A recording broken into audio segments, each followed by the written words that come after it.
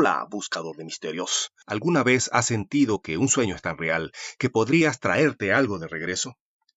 Pedro descubrió de la peor manera que las fronteras entre nuestra vigilia y el mundo onírico no son muros de piedra, sino membranas permeables, y que los habitantes de ese otro lado no siempre ven con buenos ojos a los intrusos que intentan jugar a ser dioses. Hay mañanas que no comienzan con el canto de los pájaros ni con el aroma reconfortante del café recién colado, sino con un grito ahogado que se queda atrapado en la garganta. Pedro lo sabía. Aquella mañana, el aire en su habitación se sentía más denso, casi sólido, como si la neblina de los páramos hubiera decidido filtrarse por las grietas de su ventana para recordarle que la noche no se había ido del todo. Su corazón golpeaba contra sus costillas con la urgencia de un animal enjaulado, y su piel, empapada en un sudor frío pegajoso, era el mapa de una batalla que, según la lógica, nunca debió ocurrir. Todo empezó como empiezan las cosas que terminan por rompernos, de manera ordinaria. Pedro era un hombre de rutinas, de los que cuentan los pasos hasta la parada del autobús y conocen el sonido exacto de cada tabla del piso de su vieja casa. Pero esa noche, al cerrar los ojos, el velo se rasgó. No fue el típico sueño borroso donde las caras se desvanecen como humo. No, fue una entrada triunfal a una realidad vibrante, una donde los colores tenían sonido y el viento soplaba con una frescura que parecía lamerle el alma. Al principio, la maravilla lo embriagó. Se encontró caminando por una calle que recordaba a las de su infancia, pero una arquitectura imposible, donde los balcones se entrelazaban como dedos de piedra. Y entonces ocurrió el chispazo, en ese momento de claridad absoluta, donde la mente dice, esto no es real, estoy soñando. En lugar de despertar, Pedro sintió que se convertía en el arquitecto de aquel universo. Dio un salto, y donde la gravedad debería haberlo reclamado, el aire lo sostuvo. Pedro planeó sobre los techos de tejas rojas, sintiendo una libertad que rozaba la soberbia. Pero el poder, incluso el onírico, es una droga peligrosa. Pedro empezó a mirar a los transeúntes no como personas, sino como decorados, como sombras sin voluntad. Su respeto por la lógica del lugar se desvaneció. Se acercó a un grupo de personas que conversaban bajo la luz mortecina de un farol y con una sonrisa cargada de arrogancia soltó las palabras que sellarían su destino.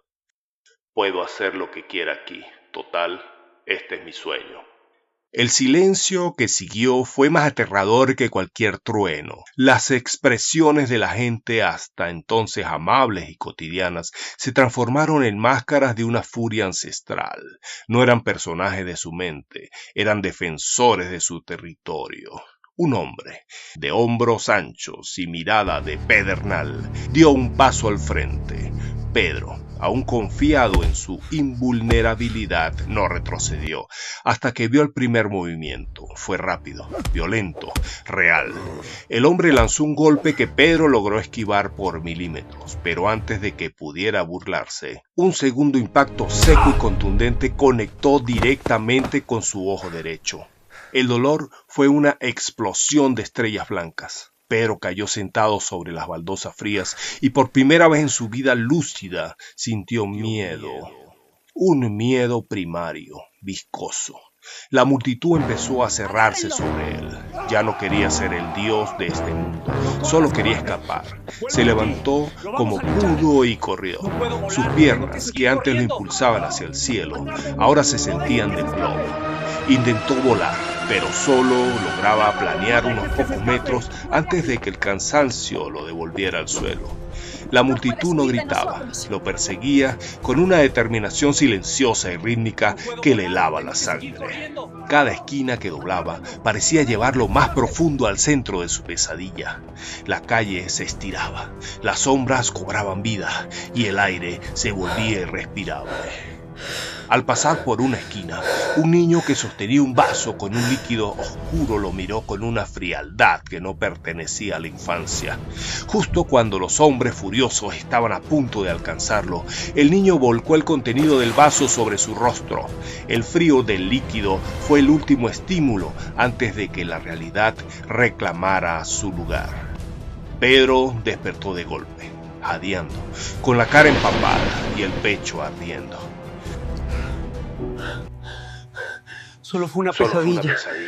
Se repitió una y otra vez mientras la luz grisácea del amanecer empezaba a lamer las paredes de su cuarto. Pero el terror no se iba. Se quedó con él mientras se preparaba para el día, mientras evitaba mirar las sombras de las esquinas. Fue frente al espejo del baño, con el cepillo de dientes en la mano, donde la última membrana de la seguridad se rompió.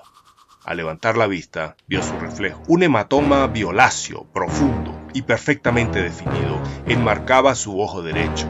El mismo ojo, el mismo golpe. ¿Qué son los sueños, buscador de misterios? ¿Acaso son solo proyecciones de nuestras neuronas cansadas o son portales de dimensiones a donde la vida late con una intensidad que no comprendemos?